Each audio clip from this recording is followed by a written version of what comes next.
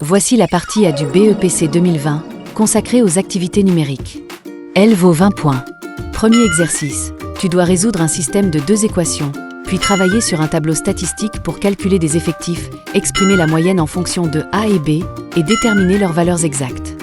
Deuxième exercice. Il s'agit de développement et de factorisation. Tu dois réduire une expression polynomiale, puis écrire d'autres polynômes sous forme de produits de 2 facteurs du premier degré. Troisième exercice. Tu dois calculer une valeur numérique d'une fraction rationnelle pour 2 valeurs de x et donner le résultat sous forme irréductible. Si tu veux la correction pas à pas, contacte le numéro affiché en bas de ton écran. Voici la partie B du BEPC 2020, orientée vers les activités géométriques. Elle vaut 20 points. Premier exercice. Tu travailles dans un repère avec 2 points donnés. Il faut écrire l'équation d'une droite, puis choisir la bonne réponse parmi des droites parallèles avec différents coefficients directeurs. Deuxième exercice, on s'intéresse à un parallélogramme.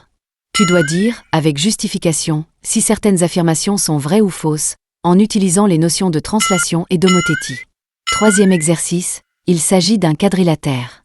Tu dois démontrer que 2 droites sont parallèles, calculer une longueur, trouver un cosinus puis un angle, et enfin travailler sur un cercle circonscrit pour déterminer une mesure d'angle.